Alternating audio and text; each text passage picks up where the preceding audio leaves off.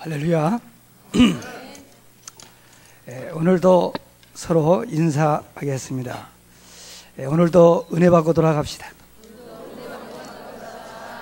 전도자의 삶을 체질화 합시다.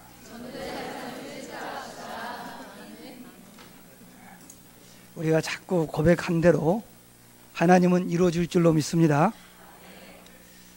자꾸 전도자의 삶을 이야기하니까 저 목사님 교회 부흥시키려고 안다 하는구나 이렇게 착각하실지 몰라도요, 절대 전도자의 삶은 교회를 부흥시키려고 하거나 전도를 하려고 몸부림치는 것이 아닙니다.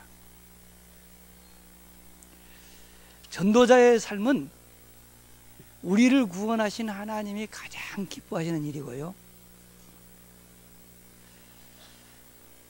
우리가 가장 행복하게 사는 길이 전도자의 삶 속에 있습니다. 사람들이 왜 열심히 일을 할까요? 왜 종교 생활을 할까요? 행복하게 살기 위함인 줄로 저는 믿습니다. 그래서 남보다 더 열심히 일하여 돈을 많이 벌어서 남이 갖지 못한 많은 것을 내가 가지면은 거기에 행복이 있을 것 같고, 내가 열심히 신앙생활하여 내가 원하는 모든 것을 이루면은 행복해질 것 같은 이런 생각을 가지고 사람들은 살고 있습니다. 그건 착각입니다. 사단의 속임수입니다. 인간의 행복이라고 하는 것은 결코 많은 것을 소유하거나 자신이 원하는 것을 얻는 데서 오는 게 아닙니다.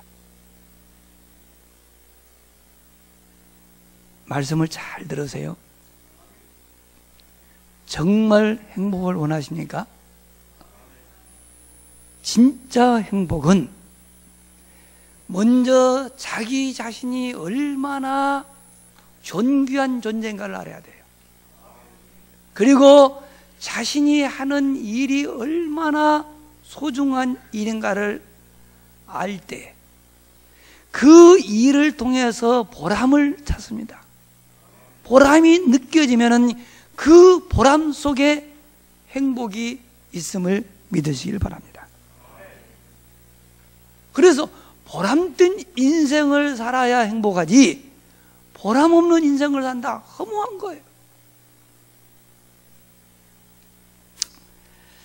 지난주일 전도자의 삶으로 보려야 할 것이라는 말씀이 선포되는데요, 참된 행복이라고 하는 것은 자신이 원하는 것을 이루는 것이 아니고 참된 행복을 방해하는 것이 무엇인가를 찾아내어 버리는 것이라 그랬어요. 참된 행복을 방해하는 것이 뭐였습니까? 우리의 마음속에는 상처, 경험, 불신앙, 이 상처와 경험과 불신앙은 자기 마음대로 자기 뜻대로 살고 싶은 동기에서 출발되었다 그랬어요. 그리고 이것을 없애는 유일한 방법은 전도자의 삶밖에 없다 그랬습니다. 그러면은 전도자의 삶이 뭐냐, 이런 궁금함이 오겠지요. 전도자의 삶이라고 하는 것은 우리 주 예수 그리스도께서 십자가 위에서 마지막으로 남기신 내가 다 이루었다 라는 그 선언하신 말씀과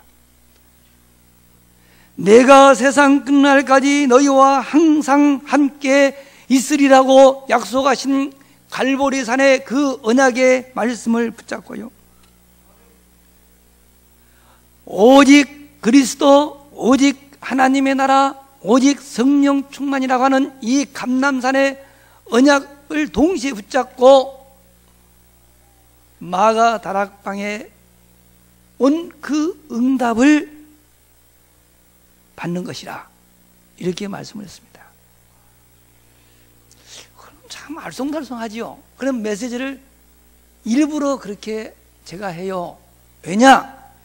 어차피 예배 시간 1시간 말씀 들어서 하나님이 원하는 걸 찾는다? 불가능해. 여러 번 들어야 그 속에서 하나님이 원하는 것을 찾아낼 수 있어요. 마가 다락방의 응답은 자신이 원하는 것을 이룬 것이 아닙니다. 그리스도와 하나님의 나라와 성령 충만이 오직이 된 상태를 마가 다락방의 응답이라고 말합니다. 여러분, 세상살이가 힘듭니까? 신앙생활을 열심히 하는데 변화가 일어나지 않습니까? 다른 게 아니에요. 오직이 안 돼서 그래. 그리스도 하나님의 나라 성령 충만이 오직이 돼야 되는데 이게 안 된 상태에서 뭔가 일을만 하려고 그러고 성공하려고 하잖아요. 오직이 안 된 상태에서 이루어진 성공은 성공이 아니요. 그것은 어느 날 바벨탑처럼 허무하게 무너질 거예요. 그래서 하나님이 그런 걸 주시지 않습니다. 그러면은 오늘 우리 교회에 처음 나오신 분들도 계실 것입니다. 그분들을 위하여 그리스도와 하나님의 나라와 성령 충만이 뭔지 말씀을 드리겠습니다. 우리가 믿는 이 성경은 하나님이 우리에게 주신 최고의 선물이요, 우리는 이 성경이 하나님의 말씀이라고 믿습니다.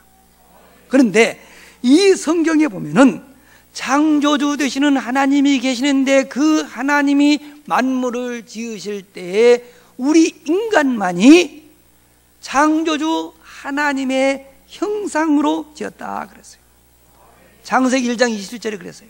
하나님이 자기 형상 곧 하나님의 형상대로 사람을 창조하시되 남자와 여자를 창조하시고 그랬어요. 그런 다음 그들에게 모든 만물을 다스릴 수 있는 엄청난 축복을 주셨습니다. 창세기 1장 28절에 보니까 그랬어요. 하나님이 그들에게 복을 주시며 하나님이 그들에게 이르시되 생육하고 번성하여 땅에 충만하라, 땅을 정복하라, 바다의 물고기와 하늘의 새와 땅에 움직이는 모든 생물을 다스리라 하시니라. 이런 축복을 주시는데 안타깝게도 우리의 인류의 시조인 아담과 하와가 사단의 유혹을 받고 하나님이 금하시는 선악과를 따먹는 불순종의 죄를 짓고 이로 말미암아 이 모든 축복을 잃어버리고 사단의 종노릇하며 재앙과 저주 아래 살다가 영원한 지옥불에 들어가게 되었다라고 성경은 우리에게 가르쳐줍니다. 이러한 우리를 불쌍히 여기신 사랑의 하나님이 죄와 사단의 손에서 우리를 구원하시기 위하여 언약의 말씀을 주셨는데 그 언약의 말씀의 핵심 두 구절을 말씀드리겠습니다. 창세기 3장 15절에 여자의 후손을 보내어 뱀의 후손의 머리를 깨뜨릴 것이다 그랬고요. 이사야서 7장 14절에 보면은 보라 처녀가 잉태하여 아들을 낳을 것인데 그 이름을 임마누엘이라 하리라 그랬어요. 임마누엘이란 뜻은 하나님이 우리와 함께 하신다는 것입니다. 하나님은 이 언약의 말씀을 성취하시기 위하여 동정녀 마리아의 몸을 빌려 사람이 되어 이 세상에 찾아오시는데 그분이 누구냐? 예수 그리스도이십니다.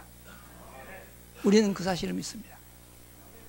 하나님이 우리와 함께 하시려고 사람의 몸을 하고 이 땅에 오시는데 그분이 예수님이란 말이에요. 그 예수님이 말씀하셨습니다. 인자가 온 것은 섬김을 받으려 함이 아니요 도리어 섬기려 하고 자기의 목숨을 많은 사람들에게 대속물로 주기 위해서 오셨다고. 우리들의 죄를 대속하시려고 친히 십자가에서 피 흘려 돌아가신 분이 누굽니까? 예수 그리스도이십니다. 이 예수님이 말씀하셨습니다. 십자가에서 내가 다 이루었다.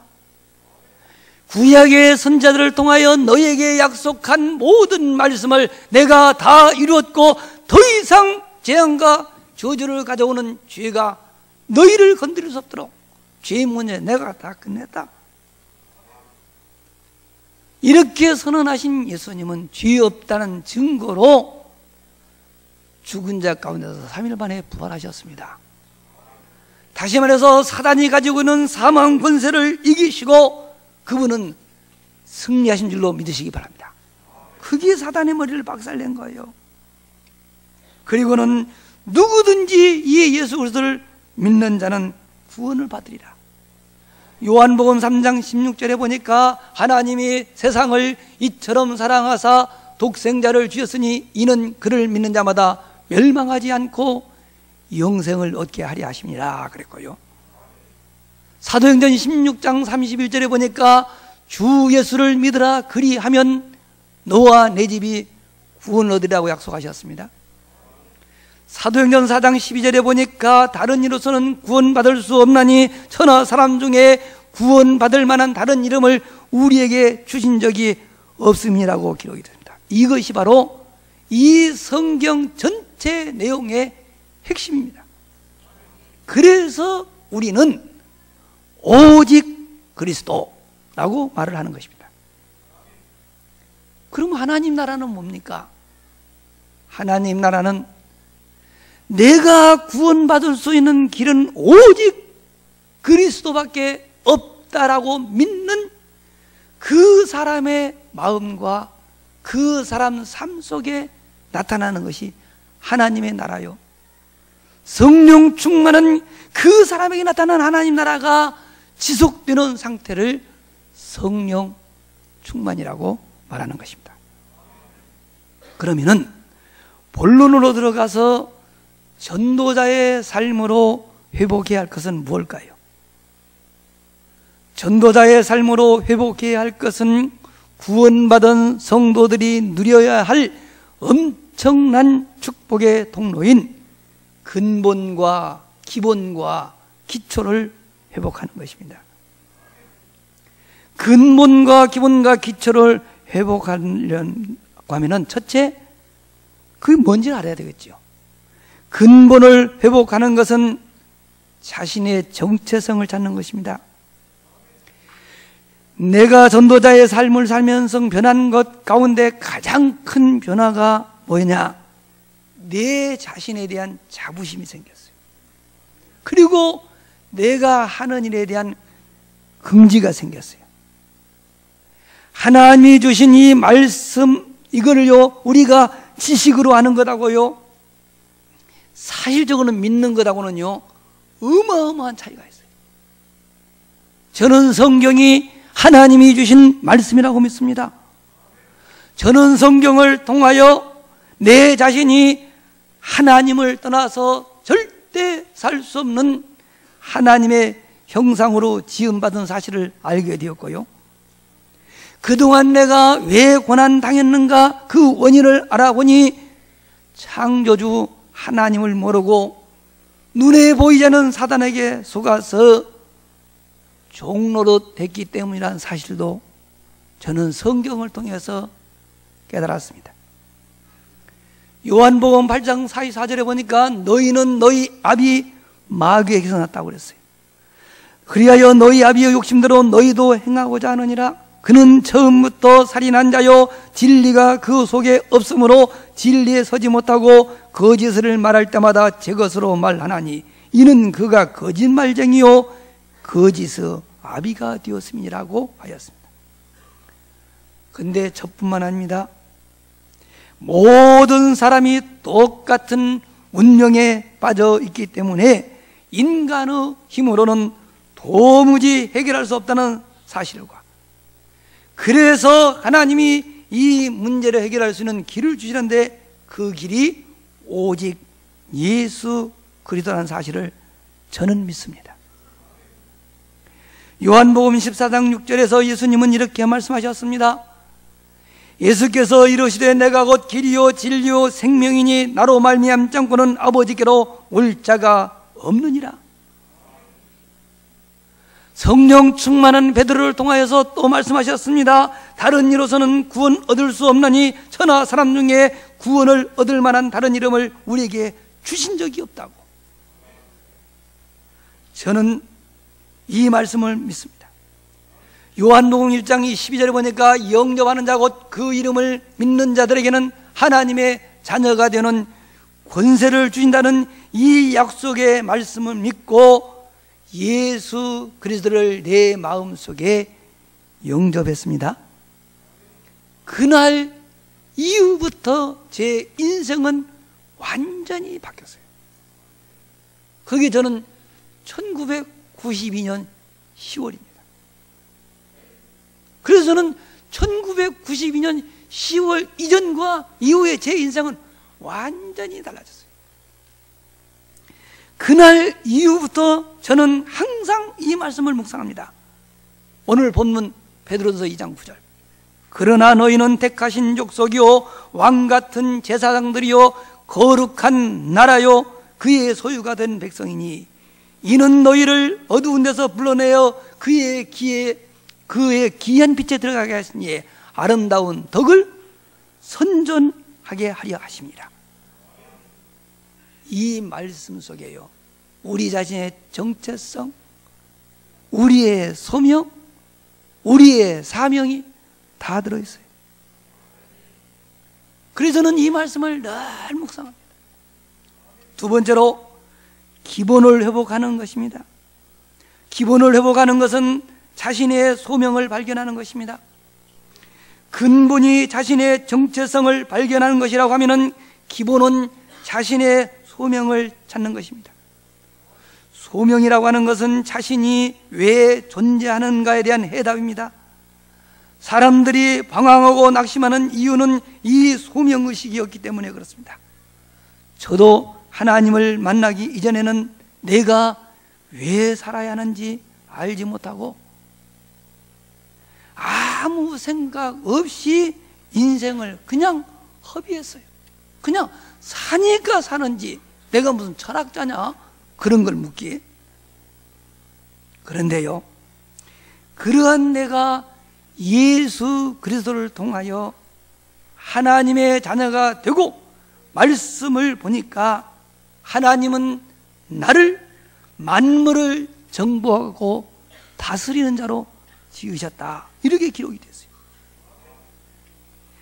하나님이 그들에게 복을 주시며 하나님이 그들에게 이르시되 생육하고 번성하여 땅에 충만하라 땅을 정복하라 바다의 물고기와 하늘의 새와 땅에 움직이는 모든 생물을 다스려라. 저는 이 말씀을 나에게 주신 언약으로 붙잡았습니다. 믿으시기를 주님의 이름으로 축원합니다. 성경이 말하는 우리 인간은 만물을 다스리는 존재이지 바위나 큰 나무 아래 엎드려 빌거나 어떤 형상을 만들어 놓고 복을 구하는 그런 존재가 아니어서요. 그러나 세상을 보십시오. 불신자들을 보십시오.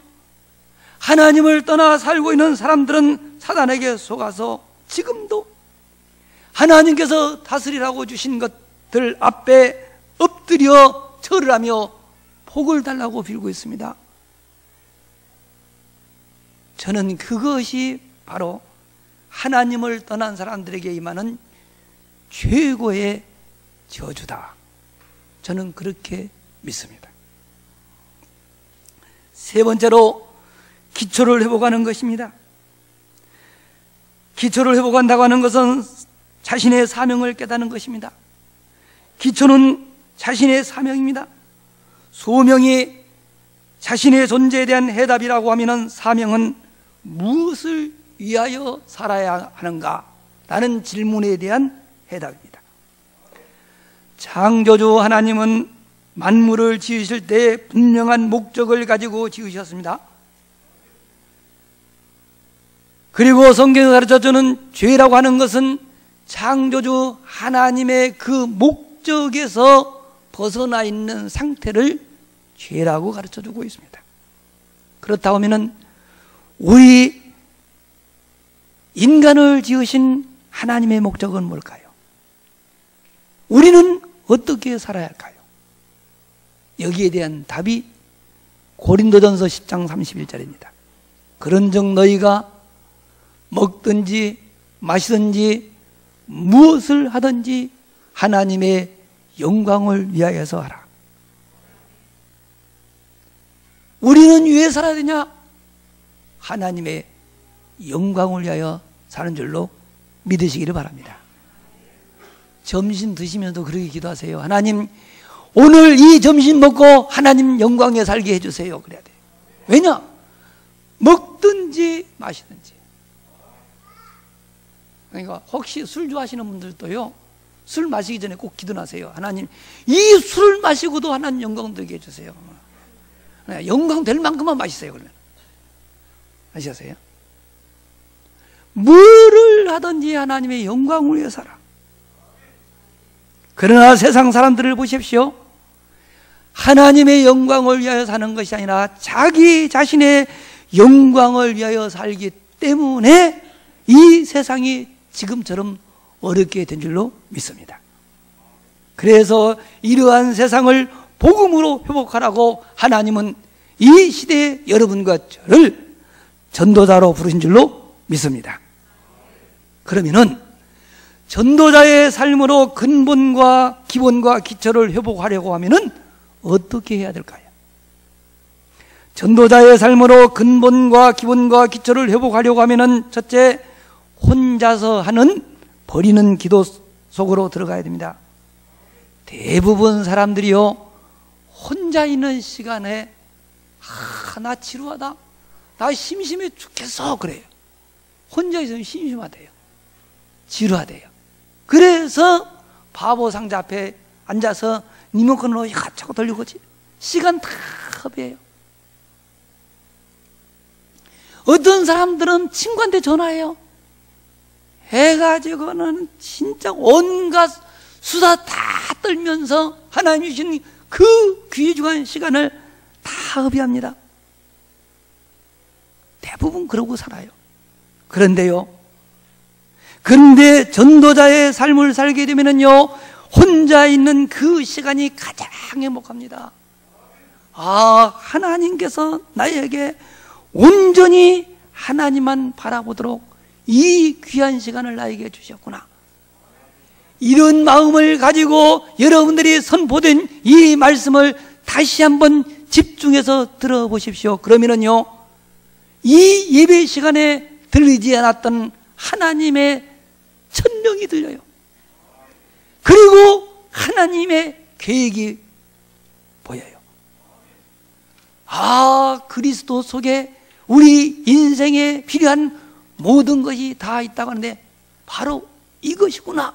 이렇게 뭔가 깨달음이 딱 옵니다. 일이 되어야만 그리스도 하나님의 나라 성령 충만 외에 모든 것 이제 필요 없다라고 버리는 거예요.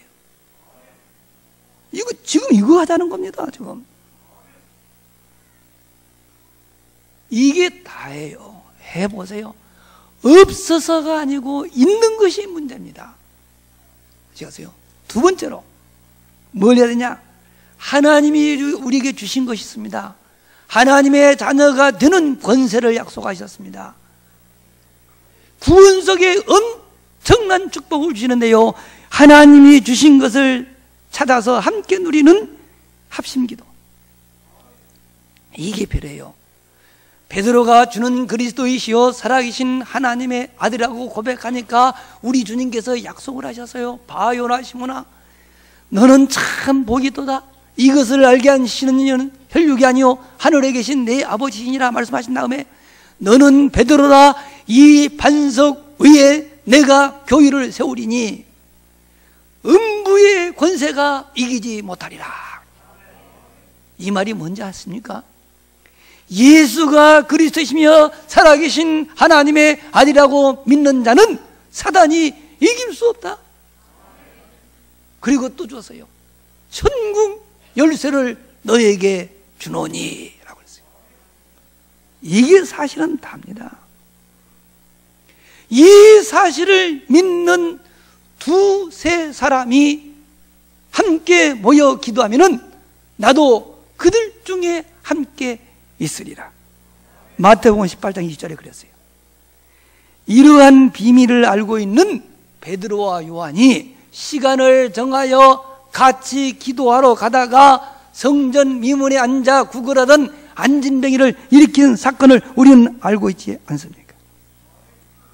이와 같이 주님께서 주신 권세를 사용하는 기도를 하기 위하여 성도들이 함께 모이는 것이 곧 교회라는 사실을 믿으시기를 바랍니다.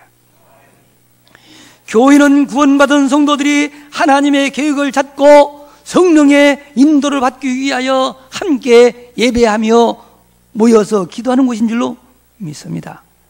그래 우리 주님이 내 아버지 집은 뭐요? 내 집은 만민의 기도하는 집이라고. 여러분 교회에 나오셔서요 쓸데없는 얘기, 불신앙, 불평, 불만, 나는 헌담 이런 거 하는 거 아니에요. 교회는 성도들이 모여서 기도하는, 만민의 기도하는 집인 줄로 믿으시기를 바랍니다. 세 번째로 평생의 시간표, 미래의 시간표, 영원의 시간표를 붙잡아야 됩니다. 그리스도의 비밀을 알고 하나님의 절대 주권을 믿는 성도들에게 문제는 문제가 아니요 축복이라는 사실을 믿으시기 바랍니다. 그러므로 여러분 어떠한 상황이 발생하거든 당황하지 마십시오. 그 순간만 보고 여기서 벗어나려고 하지 말고 여러분은 평생을 놓고 여러분 미래를 놓고 영원한 시간표를 놓고 그 문제를 보면은요 이거는 어마어마한 축복이요. 그거 우리가 요셉을 통해서 잘 압니다. 형님들의 미움을 받고 팔려간 그 자체만 보면은요 이런 재앙이 없어, 이런 저주가 없어. 부잣집 아들이 갑작스럽게 노예가 되어버렸습니다. 이런 저주가 어디 있어요? 아닙니다. 그러나 우리는 알잖아요. 요셉의 일생을 알잖아요. 그런 일이 없었더라면 어떻게 요셉이 애굽의 총리가 될 수 있었나요? 과정이요. 우리는 그것을 모르고 막 어떤 문제가 발생하면은 거기서 벗어나려고 몸부림치다가 안 되면은 낙심하는 거예요. 사단의 속임수예요. 속지 말기를 주의 이름으로 축원합니다. 하나님은 우리를 부를 적에 순간을 부른 것이 아니고 영원이라 하는 시간표 속에서 우리를 부른 사실 믿으시고요. 내가 지금 하고 있는 이 모든 것은 영원과 직결되어 있음을 기억하시기를 주의 이름으로 축원합니다. 그래서 우리가 하는 모든 일이 영원과 관련되어 있음을 발견할 적에 근본과 기본과 기초가 그때 회복된 줄로 믿습니다. 그러면은 결론적으로 우리가 전도자의 삶으로 근본과 기본과 기초가 회복되면은 어떤 축복이 올까요? 첫째요, 시대를 살리는 홀리 메이슨의 축복을 누리게 됩니다.